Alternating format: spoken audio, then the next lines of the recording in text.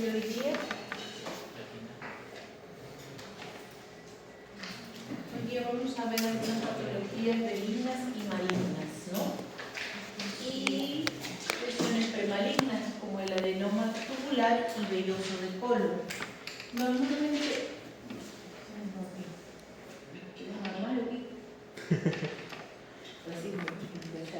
Muy bien, el adenoma tubular y velloso es una lesión polipoide. ¿Qué significa una lesión polipoide?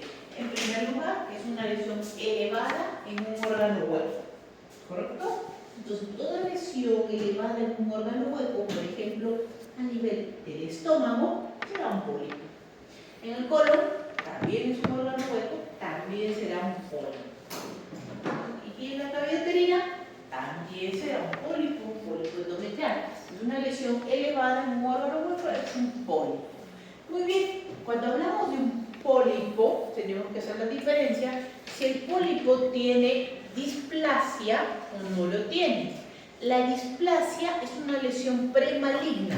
Significa que si yo no trato esa displasia va a ir evolucionando hasta transformarse en un cáncer, ¿correcto? Las displasias que existen son de dos tipos: las displasias de bajo grado y las displasias de alto grado, ¿correcto? Dos tipos. Normalmente se cree que las displasias de bajo grado van a evolucionar a lo largo de los años a una displasia de alto grado y de ahí a un cáncer, ¿correcto? Entonces, el adenoma, el término adenoma es una lesión elevada, o sea, un pólipo que tiene displasia, ¿correcto? Entonces, adenoma, lesión elevada y con displasia. En el colon, que es uno de los sitios habitualmente frecuentes donde pueden encontrarse los adenomas, tenemos dos tipos de adenomas que podemos tener: el adenoma tubular y el adenoma velloso, o una mezcla de ambos, túbulo-velloso. ¿Cómo se ve el adenoma tubular? El adenoma tubular se va a ver como una lesión elevada, como la que ustedes pueden ver aquí, ¿correcto? Una lesión elevada. ¿Cuánto medirá esa lesión elevada? Normalmente miden hasta el tamaño máximo de 1 centímetro. Esas lesiones son pequeñas, pero si se transforma ya en una lesión maligna, pues crece más y llega a ser un cáncer de centímetros, ¿no? Entonces, normalmente un pólipo es alrededor de 1 centímetro, ¿correcto? El adenoma tubular, como ustedes ven, tiene una superficie redondita y como estructuras como bolitas encima, ¿correcto? Entonces, redonda, tiene una base pequeña, delgada, y sobre ella la lesión elevada con estas formas redonditas y el borde como si fueran nodulitos, ¿correcto? Adenoma tubular. Esa imagen que están viendo ahí la vamos a ver también al microscopio. ¿Cómo se ve el adenoma velloso? El adenoma velloso tiene una base mucho más ancha, ¿correcto? Tienden a ser más grandes, porque de paso la displasia de los adenomas vellosos es mayor. Normalmente acá encontramos displasia de alto grado. En los adenomas tubulares podemos encontrar de bajo o alto grado, pero acá generalmente son de alto grado. Muy bien, base más ancha. Segundo, la forma ya no es redonda, ¿correcto? Y la superficie tampoco es como bolitas, sino más bien como proyecciones papilares, ¿no? Como si fuera medio velloso, ¿correcto? Por eso que se llama adenoma velloso.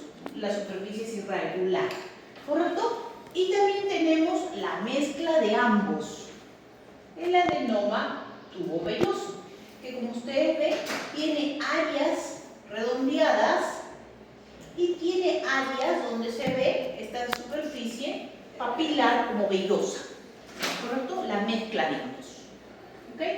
Entonces, 3 formas de adenomas. Muy bien, histológicamente, ¿cómo lo vamos a ver? ¿Habrá diferencia entre uno y otro? Sí la hay. La imagen de la izquierda, que ustedes ven, es nuestro adenoma tubular. ¿Cómo les dije que era la superficie del adenoma tubular? Una superficie redondeada, ¿verdad? Miren acá, es una superficie redondeada. ¿Y qué lo forma?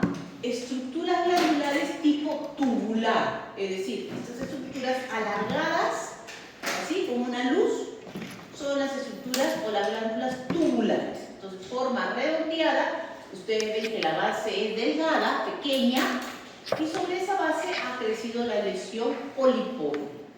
¿Ok? Como se ve el adenoma velloso. ¿Se acuerdan que lo veíamos como estructuras papilares?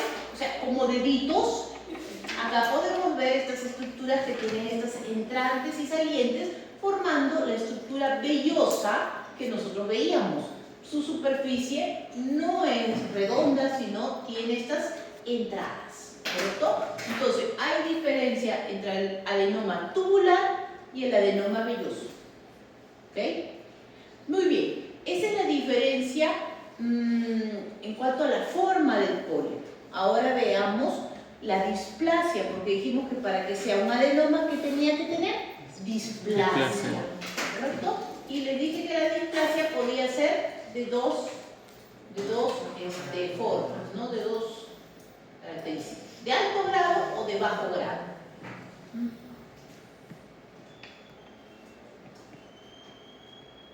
Esta estructura que ustedes ven, esta glándula que ustedes ven, normalmente debería tener los núcleos así. Los núcleos de una glándula normal vienen a ser redondos y están organizados, ordenados, vamos a decirlo así, hacia la base de la glándula. ¿Correcto? Como lo ven acá también. Redondos y hacia la base. ¿Pero qué ha pasado aquí? Los núcleos dejan de ser redondos, se vuelven alargados.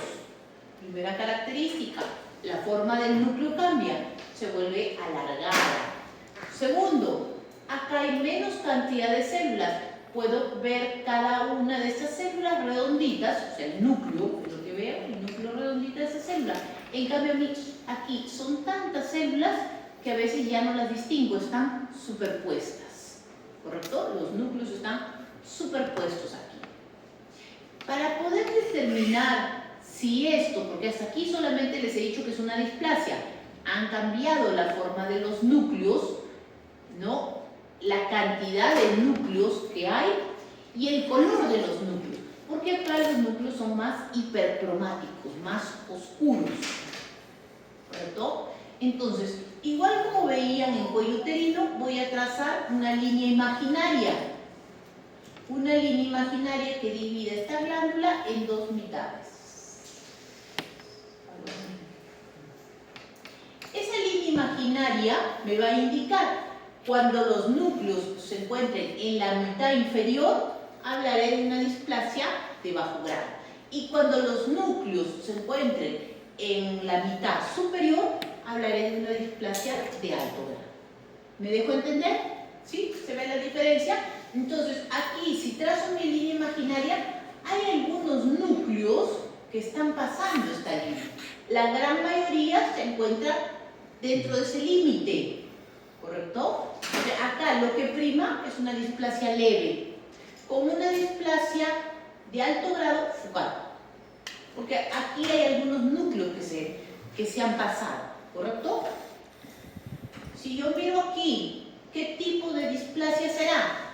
De alto grado. De alto grado. Miren la cantidad de núcleos que han sobrepasado mi línea imaginaria y ahora se encuentran hacia la luz, ¿correcto? Entonces, esta es una displasia de alto grado y esta es una displasia de bajo grado. ¿Se ve la diferencia entre una y otra?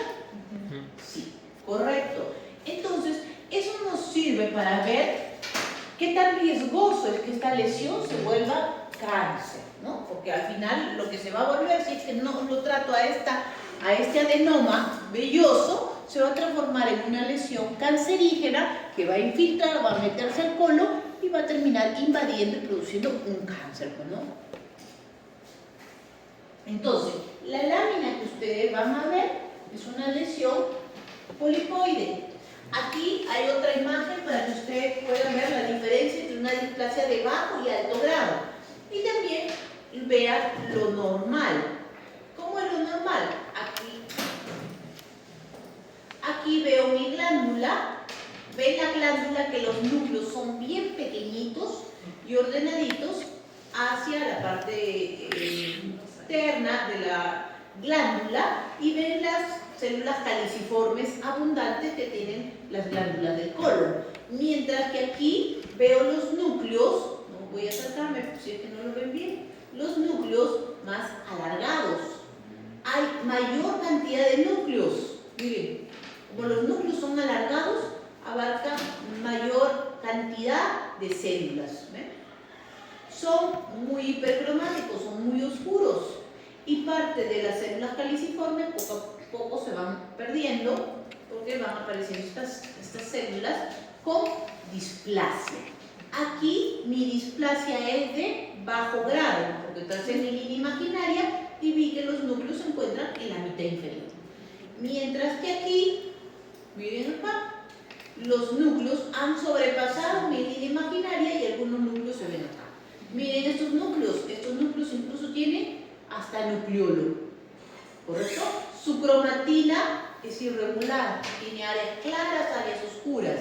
Cuando las células se van volviendo tumorales, tienen otros cambios. Su cromatina se vuelve grumosa, hay áreas claras, áreas oscuras y presencia de su núcleo. ¿Correcto? Entonces, está sencillo diferenciarlo así entre displasia de bajo grado y de alto grado. ¿Correcto? Entonces, esta es la lámina que ustedes van a ver. Esta es la lesión polipoide. Esta es la base de mi pólipo. La base de mi pólipo. Y este es un pólipo. ¿Será un adenoma tubular o un adenoma velloso? Tubular. Tubular. ¿Correcto? Entonces, un adenoma de tipo tubular. La primera característica es que es tubular. ¿Tendrá displasia o no tendrá displasia? Sí. Sí, tiene displasia. Lo que vamos a buscar ahora es qué tipo de displasia. Nos vamos a acercar y vamos a comenzar a ver, ¿no?, las zonas de las glándulas donde yo puedo encontrar, por ejemplo, aquí los cambios que hemos dicho, ¿correcto? Los núcleos alargados, ¿no?, el aumento en el número de células y hasta aquí, hasta esta imagen, ¿será una displasia de bajo grado o de alto grado? Bajo grado. De bajo grado. Tenemos aquí una displasia de bajo grado. Generalmente la lesión o los cambios empiezan en la cúpula, es decir, en esta zona de encimita es donde empieza la mayor cantidad de cambios y siguen avanzando hasta que poco a poco todas las glándulas tienen esos cambios. Entonces, seguimos mirando y aquí será una displasia de alto o de bajo grado. Es una displasia leve o de bajo grado con áreas de hiperplasia de alto grado focal, porque no es todo, ¿correcto? Hay pequeñas áreas como aquí, por ejemplo, que los núcleos se han pasado el límite que habíamos dicho, aquí también, pero la gran mayoría se encuentra dentro de mi displasia leve, ¿correcto? Entonces, displasia leve con áreas de displasia de alto grado focal, ¿no? Porque si yo le digo displasia de alto grado al médico, el médico piensa que ya probablemente tiene una displasia severa y le saca un pedazo de colon. Entonces hay que especificarle que tiene focal, ¿no? Y probablemente en la cúpula nomás. Entonces le da un tratamiento de control al paciente. ¿Por qué? Porque algunas veces estos pólipos pueden volver a crecer. Entonces hay que estar pendientes en los pacientes de si vuelve a crecer la lesión o no. ¿Correcto? Muy bien. Siguiente patología es un tumor, un condrosarcoma. ¿Correcto? Nosotros tenemos que los cánceres pueden ser distintos. Tenemos los adenocarcinomas, ¿se acuerdan? Los adenocarcinomas son los cánceres que derivan de las estructuras epiteliales, ¿no? Como por ejemplo el epitelio escamoso de la piel, que forma un carcinoma epidermoide. También podemos tener cánceres, por ejemplo, a nivel de las glándulas del estómago que van a formar adenocarcinoma de estómago. O, por ejemplo, en el útero, en el endometrio, una de las glándulas del endometrio se formará un adenocarcinoma de endometrio o endometrioide. Pero los sarcomas son distintos. Los sarcomas se van a originar de los tejidos de sostén. ¿Cuáles son los tejidos de sostén? Músculo, huesos, cartílago, ¿no? Tendones, todos los tejidos de sostén que tengamos van a formar los sarcomas. ¿Y cuál es la diferencia? ¿Por qué los hemos diferenciado así? Porque en los sarcomas lo que van a primar son células alargadas, ¿no? Los que derivan de los tejidos de sostén y que dan origen a estos sarcomas son células alargadas, ¿correcto? Aquí vamos a ver un condrosarcoma, o sea, un tumor que se originó en cartílago y a partir de ahí formó un tumor maligno. Este condrosarcoma, como ustedes pueden ver, pueden aparecer en los brazos largos. Ahí tenemos el brazo del paciente y una masa que ha ido creciendo paulatinamente con el tiempo, y si ustedes la ven, esta masa no es como el hueso. Los tumores, por ejemplo, del hueso son tumores duros, crujientes, pero el condrosarcoma tiene como un tejido medio gelatinoso, porque lo que aquí está es tejido cartilaginoso. ¿Ustedes han visto el cartílago alguna vez cuando han comido el pollo y han visto el huesito blanco de eso?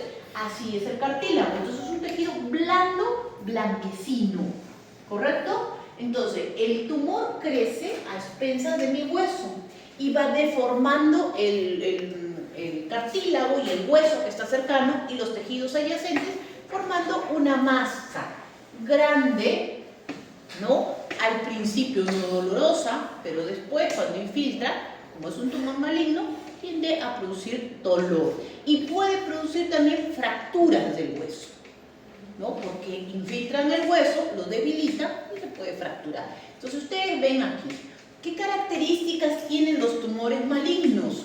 Cuando ustedes vean un tumor benigno, el tumor benigno tiene una característica, es bien delimitadito y la superficie de corte es homogénea, todo es igualita, el mismo color. Mientras que los tumores malignos, las superficies son irregulares, los bordes son irregulares. Quiero decir, aquí por ejemplo yo veo que por acá está terminando el tumor, pero no lo delimito claramente. ¿Dónde termina mi tumor? ¿En qué parte? No lo sé. No se ve nítido. Primera característica, los bordes no son nítidos. Segunda característica, se ve la infiltración al tejido adyacente. Acá ustedes ven el hueso, ¿no? Acá ven la parte del hueso y miren cómo el tumor se ha metido y está infiltrando el hueso. Tercera característica, al corte ustedes ven un cambio de tonalidad. Hay áreas blanquecinas, hay áreas amarillentas, hay áreas rojizas y hay áreas de color negro. Esos cambios de coloración implican cambios del tejido tumoral. Puede haber hemorragia, puede haber necrosis, pueden haber otras tonalidades de tejido. Por ejemplo, en los tumores como sarcomas pueden haber componente fibroso, componente cartilaginoso, componente óseo, mezclados en el tumor. Por eso, cuando ustedes ven un corte así, con distintos colores, distintas formas de tejido, esto me parece maligno, ¿no? Entonces, lo veo al microscopio y comienzo a reconocer. Muy bien, acá tenemos otra imagen de un condrosarcoma que ha sido cortado, la imagen B, voy a acercarme para que lo puedan ver. Miren, esto clarito, ¿no? Claro, medio transparentito, es la parte del cartílago. Aquí hay distintas tonalidades, tonalidades blancas, tonalidades amarillentas, tonalidades rojizas, y miren cómo el huesito ha sido infiltrado por ese tumor maligno. Entonces, característica del tumor maligno, en este caso es un condrosarcoma, pero si yo le pusiera un osteosarcoma sería similar, ¿no? El cambio de tonalidades, ¿no? Y la infiltración al hueso. Muy bien, la primera característica de los sarcomas es que son muy celulares, ¿correcto? Hay una alta celularidad. ¿Qué significa eso? Que hay mayor número de células normales. Si ustedes recuerdan el cartílago, en histología, recuerden sus imágenes o búsquenlas, ustedes recordaban que las células del cartílago eran apenas, se veía el núcleo separadito uno de otro y lejano todavía. ¿Por qué? Porque tenía un citoplasma muy, pero muy grande y su núcleo era pequeñito. Pero si ustedes miran aquí, hay cantidad de núcleos, más de lo normal, porque normalmente debía haber bastante espacio entre núcleo y núcleo. Aquí, en un área, hay cantidad de núcleos. ¿Por qué? Porque hay cantidad de células. Como les digo, es altamente celular. Entonces, lo primero que ustedes notan es el aumento en el número de células. Primera característica.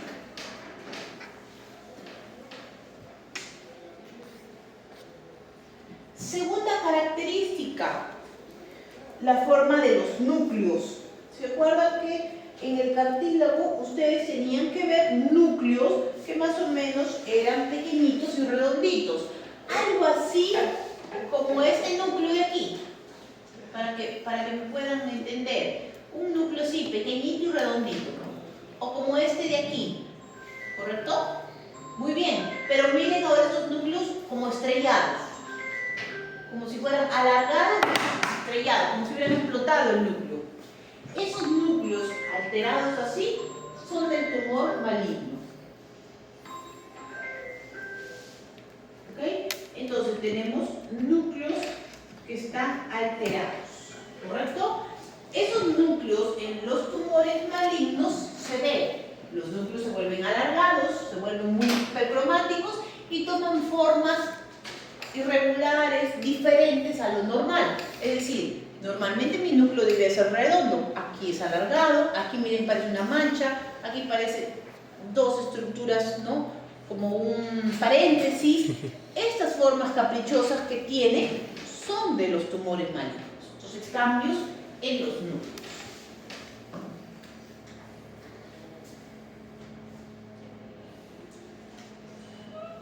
Otra característica, el tamaño del núcleo. Aquí yo puedo ver mi célula, por ejemplo, y el núcleo, que debería ser pequeñito, apenas perceptible, miren acá el tamaño del núcleo. El núcleo es más grande en la célula que el citoplasma. Esto se llama alteración de la relación núcleo-citoplasma. En las células normales, los citoplasmas son grandes y el núcleo es pequeño. En los cánceres, el núcleo es grande, el citoplasma es escaso. ¿Correcto? Entonces, alteración de esa relación normal que existe. También podemos ver la presencia de nucleolo.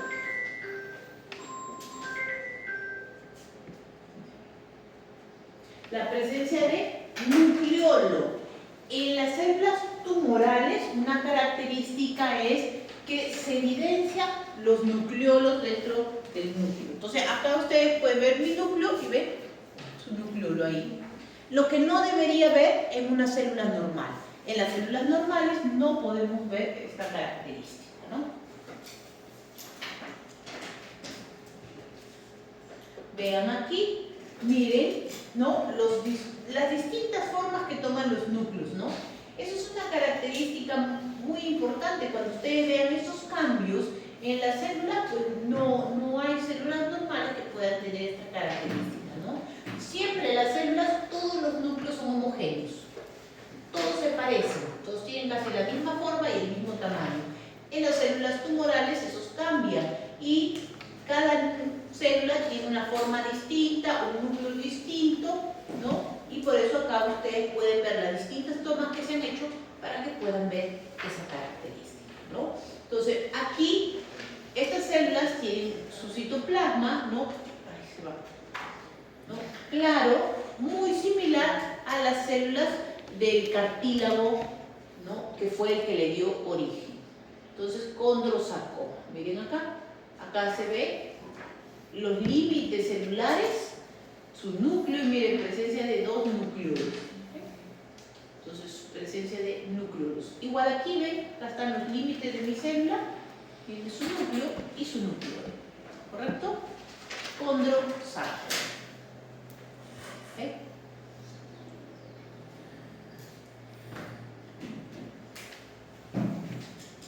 Otra imagen, miren este que tiene forma como de una dona, ¿no? Una imagen distinta a lo normal, ¿ven? Acá miren, ¿no? núcleos así no son normales. Los vemos en los tumores, como es. ¿Ok? Última imagen de nuestro condrosarcoma para ver las formas que adoptan los distintos núcleos. Comparen este redondo, este alargado, ¿no? Este más grande, este con 2 nucleolos, este con 1. Veo distintas formas en mi tumor. ¿Ok? Condrosarcoma.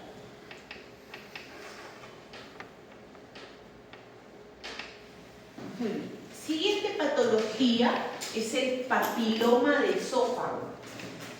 ¿Qué es el papiloma de esófago? El papiloma de esófago es una lesión elevada en el esófago. Ustedes dirán, ¿y eso no era un pólipo? Porque cambió de término y ahora le dice papiloma. Cuando las lesiones elevadas aparecen en una superficie que tiene epitelio escamoso, le llamaremos papiloma. Entonces, por ejemplo, aquí en el esófago, ¿qué tipo de epitelio tenía? Un epitelio de tipo escamoso. La lesión que se produzca elevadita es un papiloma. Y si la lesión elevada es en mi piel, también será un papiloma. Correcto, es una lesión elevada, cubierta por epitelio escamoso. En este caso, en el esófago, aquí ustedes ven, el esófago, ¿no? Se ha producido la lesión elevada. Y esta lesión suele ocurrir en el tercio inferior del esófago. ¿Por qué en esa zona específicamente? Se cree, hay varias teorías porque puede producirse. Una de ellas se cree que es por la inflamación que puede haber. Las personas que tienen reflujo, o sea que este esfínter esofágico no cierra herméticamente y parte del contenido gástrico puede regresar, puede inflamar esta zona y producir la lesión papilomatosa. Otros creen que puede deberse a factores infecciosos como el virus. ¿Recuerdan el papilomavirus? Bueno, el papilomavirus no solamente tiene que ver con el cuello uterino, hay papilomavirus en distintas partes de nuestra piel y ese virus también puede encontrarse en el esófago. Son distintos los serotipos que tenemos de lesiones, así que no es que nos vaya a dar aquí un tumor maligno. Algunos serotipos se relacionarán con algún tipo de cáncer y algunos se relacionan con una lesión benigna como es un papiloma de esófago. Entonces, en este caso, el serotipo produce una lesión benigna que es simplemente este papiloma, esta lesión elevadita. Entonces, nosotros tenemos aquí, ¿no? Que se ha ingresado con un endoscopio, ¿no? Y se ha visto, miren, una lesión elevadita de color blanquecino. Blanquecino porque el epitelio que lo cubre es un epitelio tipo escamoso, ¿no? Esta lesión mide algunos milímetros, ¿no? Máximo hasta 1 centímetro, porque son lesiones pequeñas. Y esta lesión se extirpa. Al extirparse, la lesión es una lesión como la que ustedes están viendo. Una lesión media arborescente. ¿Qué significa? Como si fuera un arbolito. Tiene un tallo por el centro, que es tejido conectivo, fibroconjuntivo, laxo, por donde van a venir estructuras vasculares, y la lesión crece a expensas del tejido escamoso, formando como una estructura, como un arbolito. ¿Correcto? Entonces, en el centro tiene el tallo fibroconjuntivo, por donde pasan las estructuras vasculares que van a nutrir al tumor, y las ramas de mi arbolito son el crecimiento del tejido escamoso. ¿Correcto? El tejido escamoso es lo que principalmente ha crecido y ha hecho que esta lesión crezca y se vea así redondita y elevada. ¿Correcto?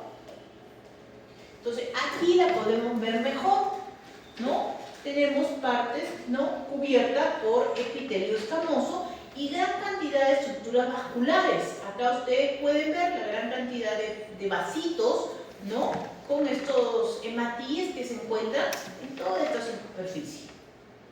¿Ok? Entonces, una lesión elevada, frondosa, ¿no?, que es nuestro papilo.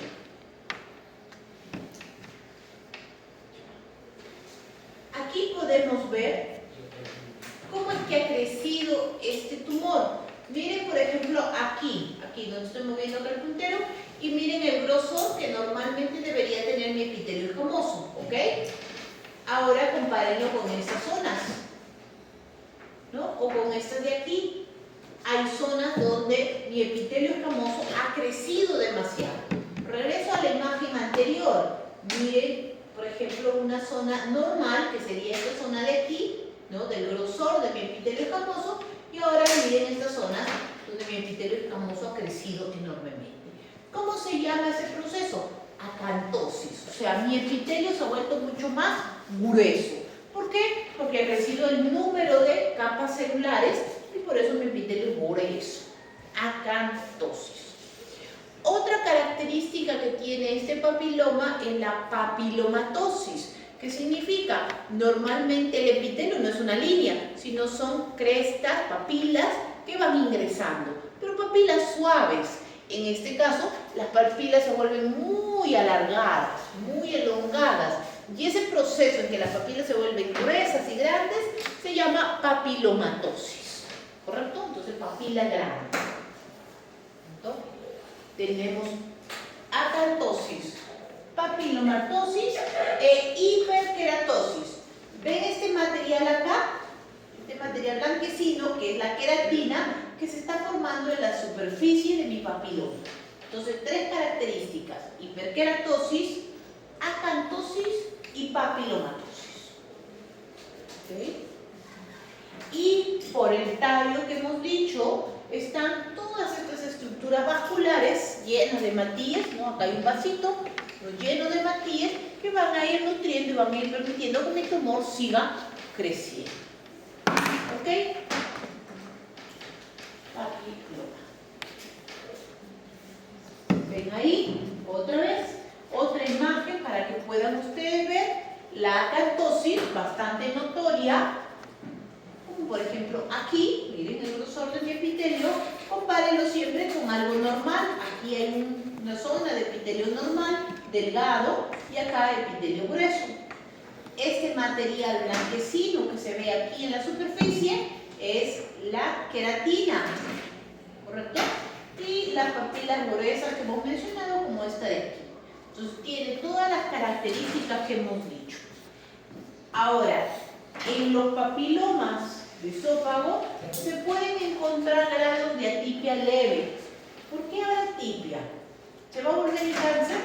No, esta lesión no es cancerígena, sino ya le diría displasia. Cuando yo sé que es premaligna, le digo displasia. Aquí no hay, simplemente hay cambios de las células, porque recuerden que acá hay un efecto viral, ¿no? Hay ciertos papilomas que producen esto y se pueden producir cambios en las células escamosas que se vuelven un poco más grandes, los núcleos se vuelven medio más hinchaditos, ¿no? Pero no es que eso sea una lesión premaligna. El papiloma no es una lesión maligna, ni premaligna. Simplemente es un crecimiento del epitelio escamoso, ¿correcto? Entonces no confundamos los términos. Cuando les decimos adenoma, ahí sí piensen que esa lesión se puede transformar en un cáncer y hay que sacarlo. ¿Okay? Entonces aquí miren el grosor del epitelio escamoso, delgado, ¿no? Hay zonas donde las papilas se vuelven muy gruesas, muy profundas, y mi epitelio con su hiperkeratosis que hemos mencionado. Entonces, esta lesión es benigna, ¿correcto? No hay cambios mayores en mi papilo, ¿ok? Estamos entendiendo hasta ahorita las lesiones benignas y las lesiones premalignas y malignas. Papilo. ¿Okay? Mayor aumento para poderse ver los cambios. Les dije que algunos núcleos se ven un poco más grandes de lo normal.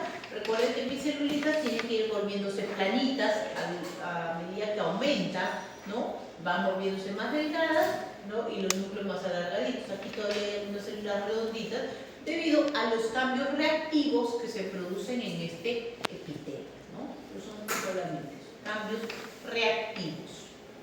Papiloma de esófago. ¿Ok? Otra imagen para que lo puedan reconocer, puedan ver, ¿no? Es donde vemos nuestro epitelio escamoso. Esta sencilla, esta lámina, vamos a pasar a la siguiente. Linfoma de Hodgkin. ¿Qué son los linfomas? Los linfomas también son lesiones malignas, ¿no? Derivadas de los linfocitos. Entonces, en los linfomas hay dos tipos de linfomas. Los linfomas de Hodgkin y los linfomas no Hodgkin. Los linfomas no Hodgkin representan el mayor porcentaje de los tumores de los linfomas, ¿no? Porque los linfomas no son tumores frecuentes, ¿no? Los linfomas representan alrededor de un 3% de las neoplasias malignas. Entonces no son las patologías más frecuentes que vamos a encontrar. Vamos a encontrar cáncer de próstata, cáncer de mama, cáncer de pulmón, cáncer gástrico, y después de mencionar a todos estos encontramos al linfoma, ¿correcto? Pero el linfoma se puede encontrar en gente joven, en adultos jóvenes, al contrario de los otros tumores que frecuentemente son en personas mayores, a partir de los 50 en adelante. El linfoma se puede encontrar, el linfoma de Hodgkin, en gente joven, ¿no? 20, 30 años, y de ahí tiene un pico en gente más mayor, entre los 50 a 70 años.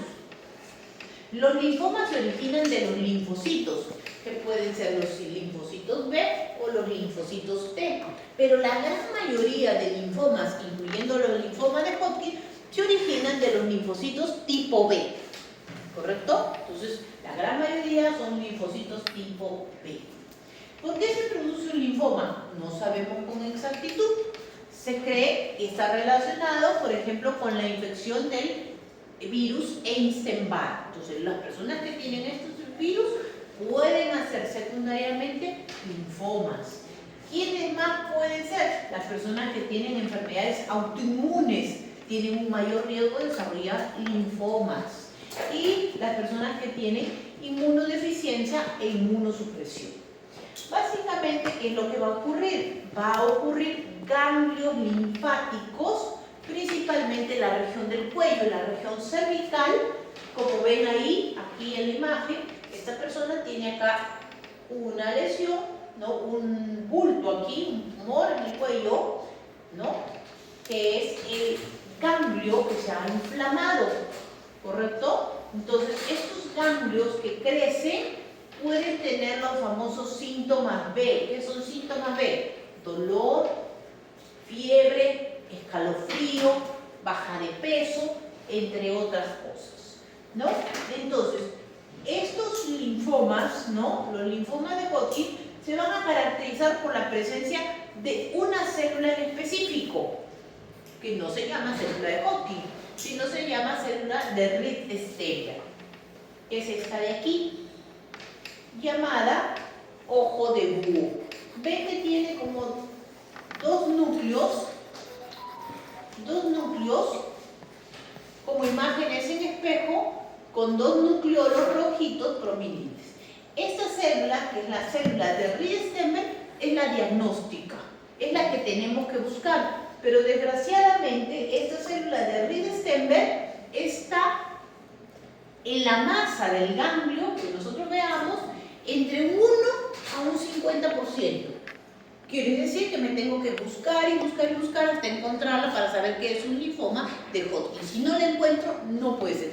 Y tampoco está en todos los subtipos.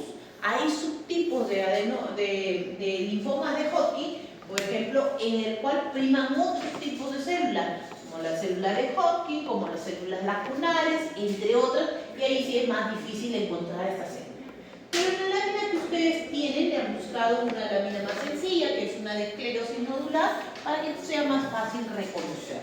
Entonces tenemos un ganglio que ha aumentado de tamaño, es un ganglio que básicamente se han fusionado distintos ganglios, ¿no? Y han hecho un conglomerado ganglionar, es decir, múltiples ganglios fusionados, ¿no? Adheridos, muy difícil de despegarlos, de un color blanquecino. Normalmente el ganglio es de un color medio rosadito, rojito.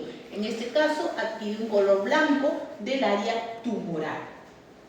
Entonces, cuando ustedes miran la lámina, comienzan a ver, primera característica, un borramiento de la arquitectura ganglionar. Es decir, ustedes debían buscar ahí sus folículos, sus senos marginales, sus estructuras que deben encontrar en el ganglio linfático, pero aquí no van a encontrar eso. ¿Qué es lo que ha pasado? Se ha borrado la arquitectura de mi ganglio, o sea, todo está difuso, no veo estructuras, no veo folículos, no veo nada, simplemente veo células aquí. ¿Ok? Me acerco para poder ver esas células y comienzo a buscar entre esas células a mi célula de Riedestemmer. Y ustedes se preguntarán, ¿y si solamente está entre un 1 y un 50%, qué es el resto? El resto son células reactivas que van a ver. Es decir, el resto de la masa pueden ser otros tipos de células, como eosinófilos, células plasmáticas, ¿no? Macrófagos metidos, o sea, distintos tipos de células que acompañan al tumor. Por eso es que entre todas estas células ustedes tienen que buscar a la célula de Riedestemmer, ¿no? Que es esta célula que tiene estos dos núcleos, ¿no? Unidos con sus dos nucleolos que parecen como si fueran dos ojitos que me están mirando. Y el nucleolo generalmente es de color rojito.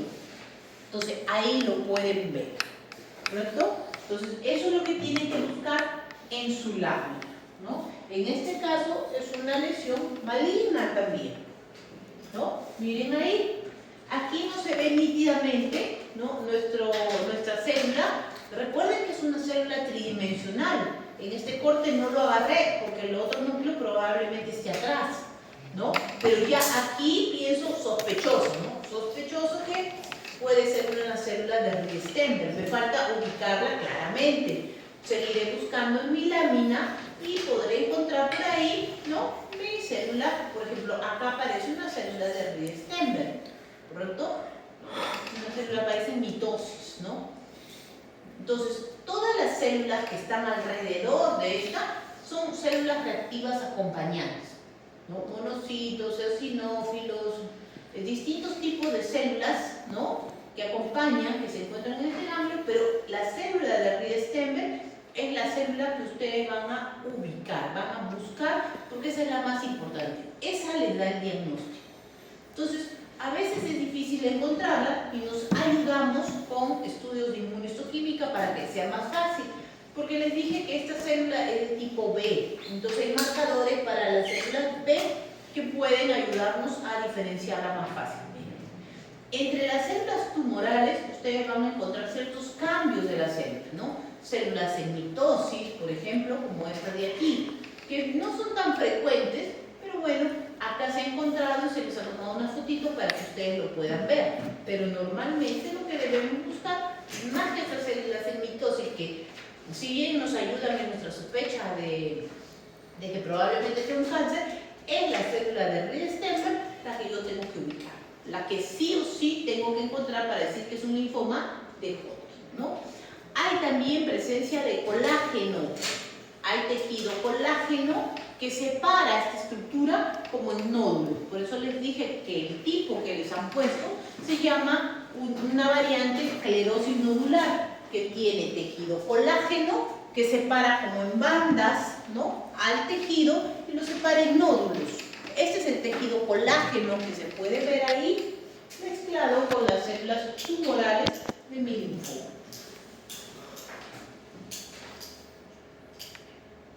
¿no? Entonces, aquí, ¿ven ustedes la célula de Riedestemmer en algún sitio? Abajo. Arriba también. Arriba. Acá arriba, Sí. acá la puedo ver, ¿no?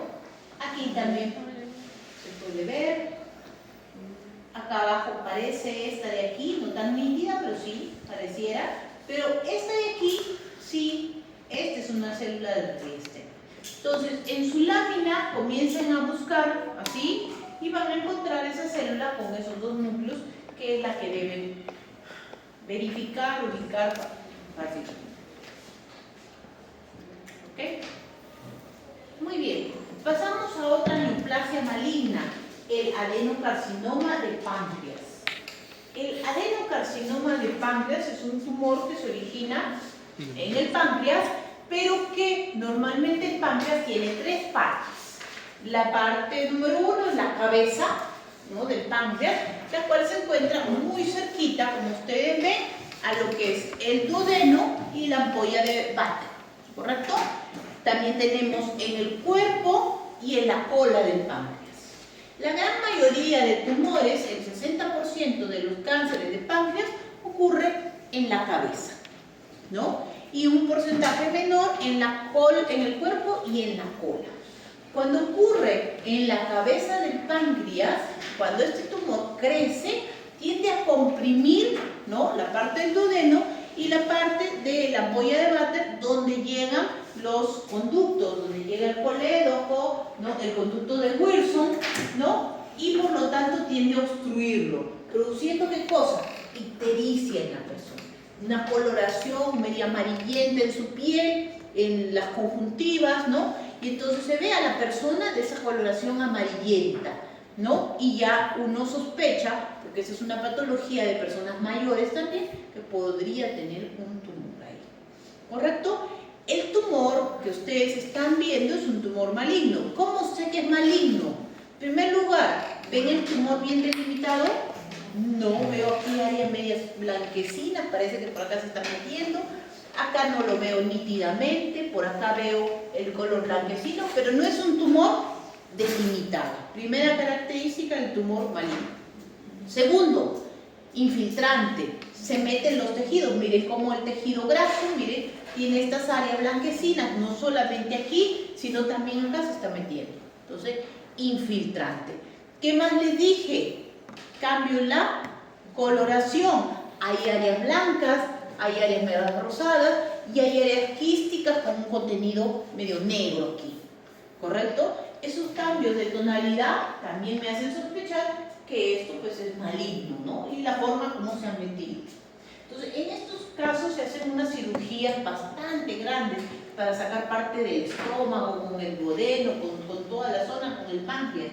En los pacientes que se pueden operar, en la gran mayoría de pacientes con un adenocarcinoma de próstata, perdón, de páncreas, ya son tumores avanzados. O sea, los abres y de repente ves que probablemente el hígado está lleno de metástasis, ¿no? Y simplemente lo miras y lo cerras. No lo tocas más, porque estos pacientes ya están en etapa terminal, ¿no? Entonces no se opera. Este paciente debe haber fallecido y bueno, se saca el tumor. Aquí también puedo ver el tumor. ¿Lo logran ver? Aquí está mi tumor. En este caso, ¿no?, es un tumor más en el cuerpo y hacia la cola, ¿no?, que está aquí, ¿ven? Entonces, tumor blanquecino, ¿ok? Entonces, acá lo reconozco. ¿Cómo se ven los adenocarcinomas? ¿Qué es lo que debo encontrar? Cuando ustedes escuchen la palabra adenocarcinoma, tienen que pensar en glándulas. Tienen que encontrar glándulas tumorales. Aquí las glándulas, ¿no?, se han originado de las glándulas normales que existían, ¿no? Entonces, acá lo que voy a ver son glándulas. No sé si logran verlas. Por ejemplo, esta es una glándula. ¿Cómo sé que es una glándula? Porque la glándula tiene que tener una luz y está tapizada por las células tumorales. Si esta es una glándula, esto también lo es.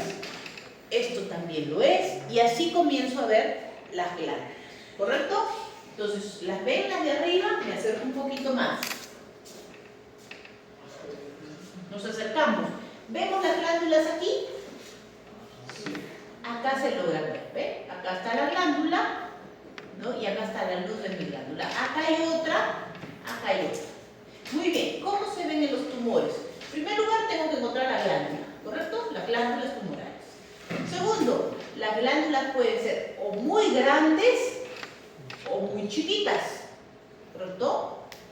Esos cambios en la forma son característicos de los tumores. Por ejemplo, miren acá veo una glándula pequeña, ¿sí?, tapizada por sus células tumorales, y aquí veo una glándula extremadamente grande, ¿correcto? Estos cambios de tamaños entre glándulas grandes, monstruosas, y glándulas chiquititas.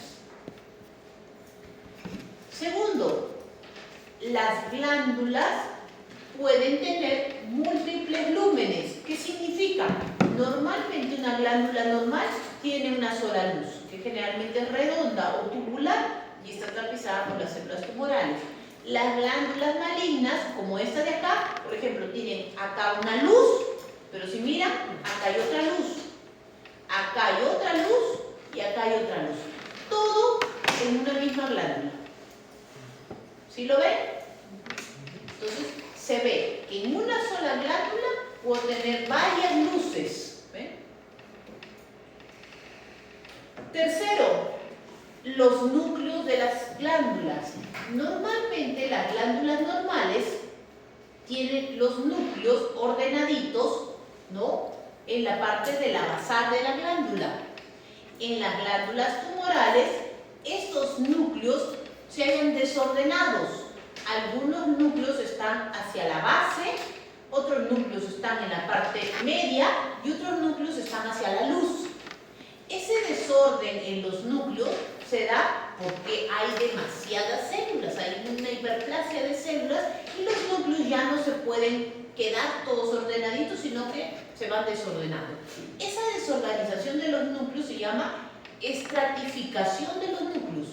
Significa que los núcleos forman varios estratos, varios niveles, y por eso se ven los núcleos desordenados. ¿Correcto? Entonces hay estratificación nuclear. Otra característica que tienen las glándulas tumorales es que hay muy poco espacio entre glándula y glándula. Normalmente las glándulas deben haber un tejido estromal que los separa, pero en este caso las glándulas son tantas que están pegaditas. Eso se llama empatubar, o sea, espalda con espalda. Una glándula y al costado la otra. No dejan espacio. Back to back, espalda con espalda. Entonces, cuando ustedes vean glándulas que están pegadas entre ellas, eso también es un signo de que son tumorales. ¿Correcto? Y en algunos casos, como en el carcinoma de páncreas, estas glándulas pueden producir mucha fibrosis.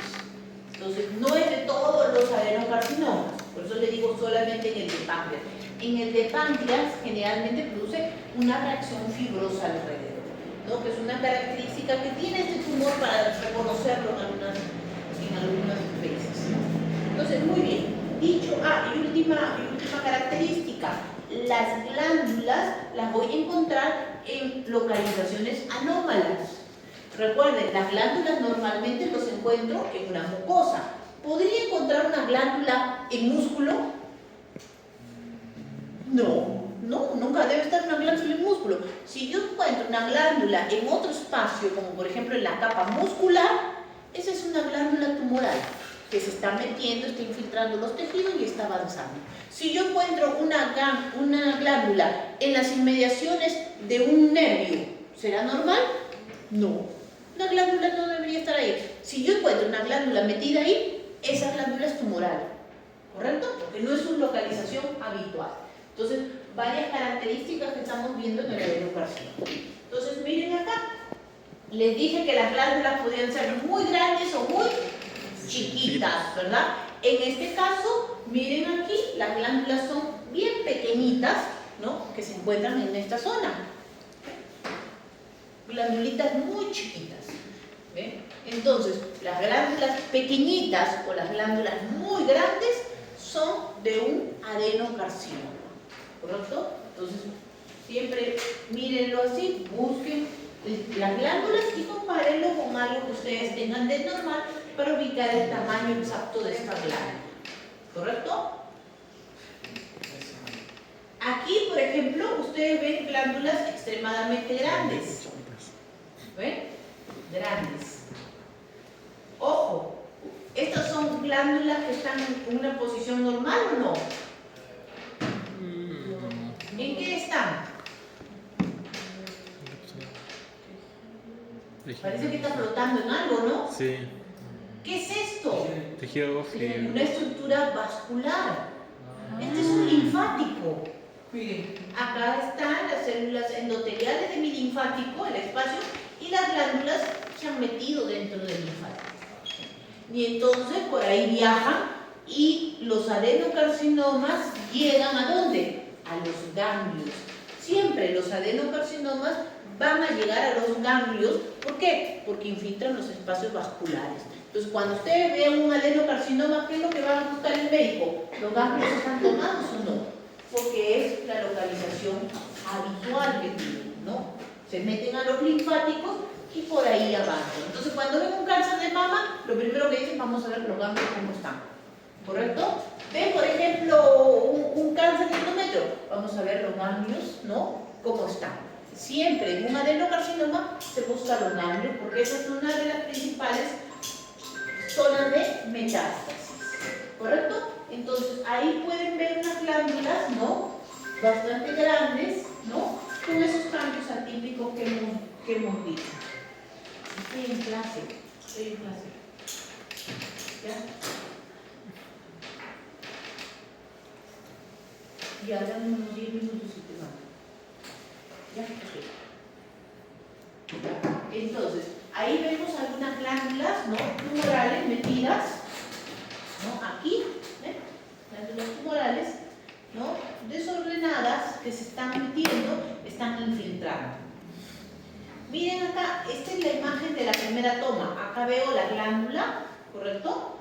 Veo aquí otra glándula pegada, otra aquí metida y otra aquí. Otra característica que me olvidé mencionarle, en un adenocarcinoma también se van a ver cambios de las células, es decir, núcleos grandes. ¿Cómo se llamaba esto? Alteración de la relación núcleo-citoplasma, o sea, los núcleos son más grandes en comparación al citoplasma. La cromatina de los núcleos también cambia. Miren, hay núcleos como que fueran blanquitos, ¿no? Transparentes. Hay presencia de nucleolos, también se puede encontrar. Y una característica que se encuentra en los adenocarcinomas es que se pueden encontrar vacuolas de moco. Los adenocarcinomas son tumores blandos, ¿no? Suaves. ¿Por qué? Menos hasta gelatinosos, debido a que pueden producir moco. Entonces, en los adenocarcinomas la textura del tumor es suave, blandita, por la presencia de esas vacuolas, ¿no? Aquí miren la cantidad de glándulas tumorales metidas en estos espacios vasculares. ¿Ven? Entonces, una característica que tienen estos tumores es la infiltración a los vasos linfáticos. ¿Correcto? Adenocarcinoma de páncreas.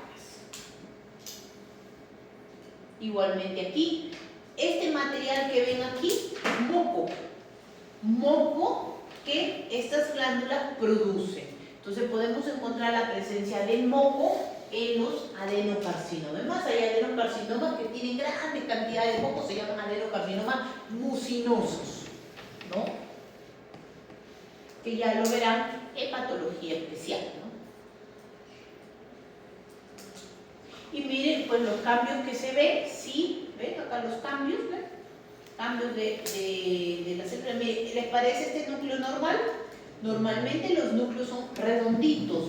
Este parece que le hubieran sacado pedacitos, como si lo hubieran limado, ¿no? Entonces, estas formas extrañas que tienen los núcleos se ven en los cánceres. Nunca van a ver una célula normal con núcleos así puntiagudos. No, no existen, solamente en los cánceres, ¿no? Esta cromatina que tiene áreas claras y áreas más oscuras tampoco se ve en las células normales. Y la presencia de nucleolos tampoco se ve en los tejidos normales. Última lámina, metástasis de melanoma maligno en el estómago. El melanoma es una neoplasia que se origina de los melanocitos. Los melanocitos se encuentran en nuestra piel, ¿no? En la parte de la capa basal de nuestra piel. Y van a ser los responsables de dar el color a la piel, ¿correcto? Por eso hay distintas tonalidades de piel, desde piel blanca hasta piel negra, por la cantidad de melanocitos que cada uno de nosotros tenemos. Incluso hay una enfermedad en la cual no hay un daño de los melanocitos, que por ejemplo son los albinos, no tienen, entonces no se pigmenta nada en su piel, ni su piel, ni sus pestañas, ni sus cejas, ni nada, porque no tienen este pigmento en ellos, ¿no? Pero también estos melanocitos pueden producirse o volverse tumorales, produciendo el melanoma. ¿Por qué se produce un melanoma? Se cree que por efecto del daño solar que produce sobre estas células. Y estas células se vuelven malignas y comienzan a infiltrar en la zona de la piel donde se han originado y comienzan a invadir el tejido. El melanoma es un tumor muy agresivo, ¿correcto? Y se comporta como un tumor, como un carcinoma y como un sarcoma a la vez. Es una mezcla. Puede infiltrar los tejidos y también producir compromiso de los ganglios linfáticos y producir metástasis en los tejidos, ¿no? A veces el melanoma se puede ver una lesión como la que ustedes ven. Es una lesión asimétrica. Algunos dicen, ¿cuál es la diferencia con un lunar? Yo puedo tener un lunar y lo veo oscuro. Muy bien, la primera característica es la simetría. Normalmente las lesiones benignas generalmente son redonditas y bordes nítidos. Aquí ustedes ven que la lesión no es simétrica. Este lado no es igual a este lado de aquí. 2. Los bordes son irregulares. Hay zonas donde los bordes no son nítidos, no son precisos. 3. El color. Cuando ustedes vean una lesión pigmentada que tengan en su piel, por ejemplo un lunar, mírenlo y van a ver que el lunar es todo del mismo colorcito, todo es marroncito. Pero aquí en el melanoma tenemos áreas de color negras, áreas de color marrón oscuro, áreas de color marrón claro y hay áreas medias perladas. Esos cambios de coloración también son distintos, ¿no? De un melanoma frente a una lesión benigna. El diámetro de la lesión, generalmente los lunares, las lesiones pigmentadas, tienen un diámetro pequeño, menos de 1 centímetro y no varía. En los melanomas esta lesión tiende a ir creciendo. Entonces evoluciona con el tiempo y va creciendo y no solamente se va avanzando en longitud en la piel, sino que va infiltrando, va metiéndose. Tú puedes ver un melanoma muy chiquito y decir, ah, menos mal me lo diagnosticaron a tiempo porque apenas es unos milímetros, pero no te estás dando cuenta que por debajo está infiltrando. Entonces el melanoma es sumamente agresivo, ¿correcto? Entonces el melanoma tiende a afectar, ¿no?, distintos tejidos, ¿no? Por ejemplo, ganglios. Cuando ocurre, por ejemplo, en la planta de los pies, que es una localización habitual que se produce el melanoma, tiende a comprometer ganglios en la zona de las piernas, ¿no?, de las rodillas, de la zona poplitea, y se pueden ver ganglios, se pueden tocar y se pueden palpar. Pero miren, en este caso, en este melanoma, que no debe ser pues de pie, sino probablemente de tórax, capaz, porque también pueden ocurrir en el tórax, en la piel, en la espalda, ha producido metástasis y ha comprometido estómago. Entonces, en este caso, en el estómago, se está viendo una cantidad de células tumorales que están infiltrando el tejido. Normalmente aquí, este es el epitelio del estómago, yo debería ver estas estructuras glandulares normales, las glándulas gástricas que se deben ver, pero en su lugar veo presencia de estas células tumorales que están infiltrando el tejido. Hasta aquí yo solamente digo células tumorales porque no sé de dónde serán. ¿Qué tipo de células? No tengo idea que sean, ¿no? Solo sé que son células tumorales. ¿Por qué? Porque las veo muy grandes, miren acá. Las veo muy grandes, núcleos irregulares, pegadas unas al lado de otras. Recuerden que cuando dijimos células tumorales, dijimos que las células tendían a juntarse. No había espacio entre las glándulas o entre las células. Entonces aquí yo digo, bueno, son células tumorales, es un carcinoma o una neoplasia indiferenciada. Significa no sé de dónde es, ¿no? ¿Será de colon? ¿Será de qué tejido? No lo sé, ¿no? Porque son células tumorales, núcleos alargados, núcleos redondos, formas distintas, núcleos hipercromáticos, infiltra toda la lámina propia, no veo glándulas, entonces hasta ahí llegué.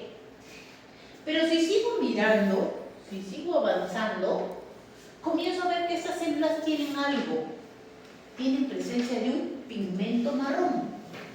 ¿Cuál era el origen de estas células? Los melanocitos. ¿Y cuál era la función de los melanocitos? Producir este pigmento. Entonces, las células tumorales, las células de un melanoma, tienden a producir pigmento. Entonces, es el único tumor que ustedes van a ver que tiene presencia de este pigmento. Ahora, la gran mayoría de melanomas pues produce este pigmento. Hay melanomas amelanocíticos, o sea que no producen pigmento, ahí sí está frito. Tienes que comenzar a buscar por marcadores inmunohistoquímicos porque probablemente tienes el diagnóstico previo de que tenías un melanoma y ahora tienes este tumor, ¿no? Entonces ya ahí utilizas estudios de inmunohistoquímica. Pero, gracias a Dios, la gran mayoría de melanomas tienen la presencia de este pigmento. Y entonces, al ver el pigmento marrón que se está produciendo, reconozco que son células tumorales del melanoma. Entonces, en las zonas que ustedes van a ver estas células con gran cantidad de pigmento. Miren estas células tumorales, ¿no? ¿Cómo están? Son células epiteliales, ¿no? Con núcleos grandes, irregulares. Miren este núcleo medio triangular, este núcleo alargado, ¿no? Y con la presencia de este pigmento. Entonces, cuando yo veo el pigmento, ya no hay lugar a dudas, porque es el único tumor que produce esto, ¿no? Entonces, esas características adicionales que tiene el tumor te ayudan, ¿no? Para poder reconocerlo, ¿no? Hay tumores únicos como este. Por ejemplo, en el osteosarcoma, si ustedes ven un tumor que produce hueso, no hay otro tumor más que el osteosarcoma. Puedes reconocerlo fácilmente. Aquí es la presencia de este pigmento en estas células tumorales, ¿ven? Entonces, las células tumorales tienen presencia de este pigmento que lo hace reconocible fácilmente, ¿no? Y si ustedes miran, el citoplasma de mi célula está llena de este pigmento, que será su función. Este es un tumor muy agresivo, ¿no? Es un tumor ya bastante agresivo, y el pronóstico de los pacientes que tienen melanoma es un pronóstico pobre, ¿no? No sobreviven